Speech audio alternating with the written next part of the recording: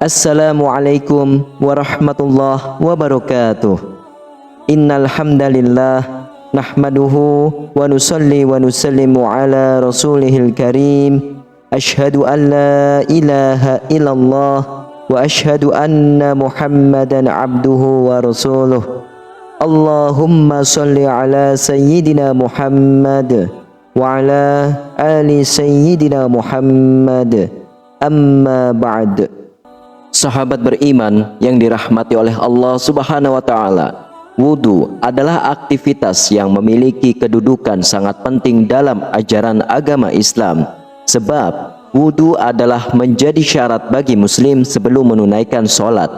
Sholat sendiri adalah ibadah yang sangat mutlak dilakukan oleh hamba Allah Subhanahu wa taala.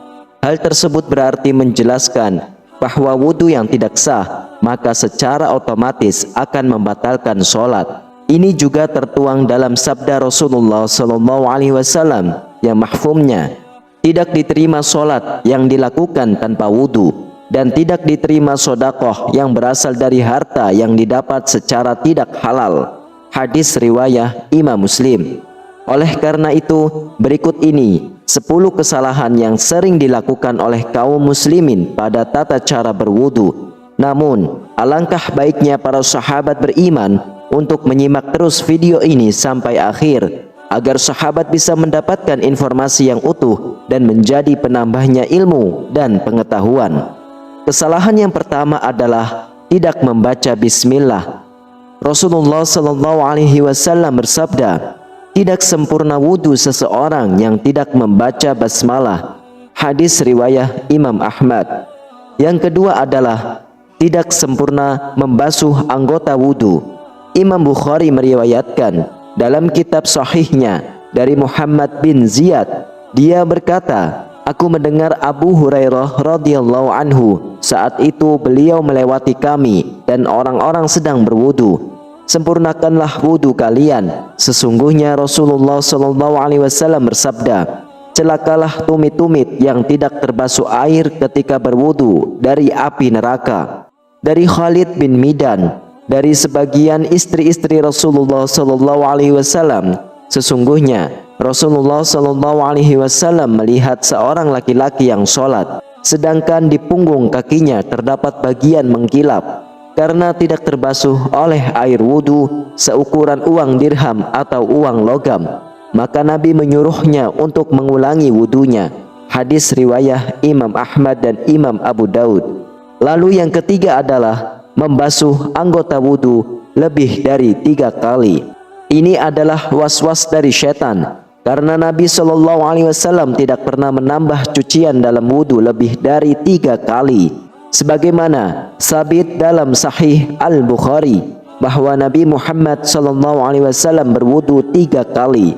Maka yang wajib atas seorang muslim adalah membuang semua was-was dan keraguan-raguan yang muncul setelah selesainya wudu, dan janganlah dia menambah lebih dari 3 kali cucian untuk menolak was-was yang merupakan salah satu dari tipuan syaitan.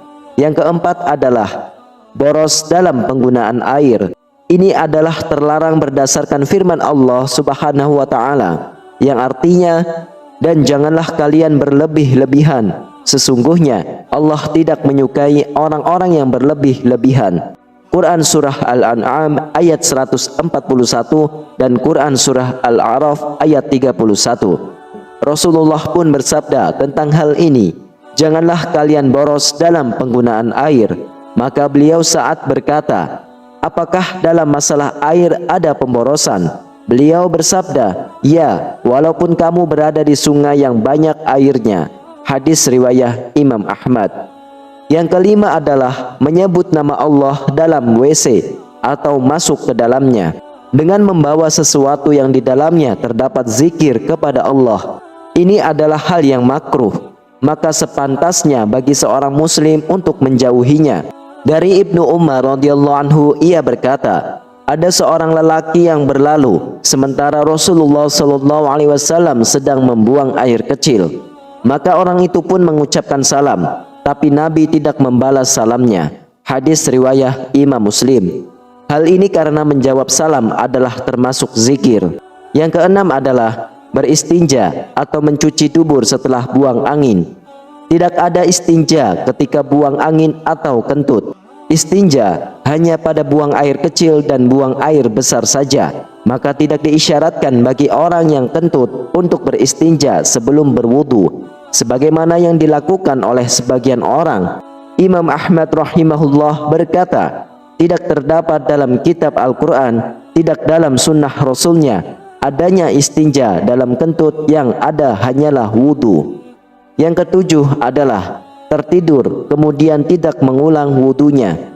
Sebagian orang tertidur di masjid, kemudian apabila iqamah dikumandangkan, dibangunkan oleh orang di sebelahnya, lalu langsung bangkit sholat tanpa berwudu lagi. Orang yang seperti ini wajib baginya untuk berwudu karena dia lelap dalam tidurnya. Adapun kalau dia sekedar mengantuk dan tertidur ringan sehingga masih mengetahui siapa saja yang ada di sekitarnya, maka tidak wajib baginya untuk berwudu lagi. Yang kedelapan adalah meninggalkan istinsyak dan istinthar. Istinsyak adalah sunnah dalam wudu, yaitu menghirup air ke dalam rongga hidung sampai ke pangkal hidung.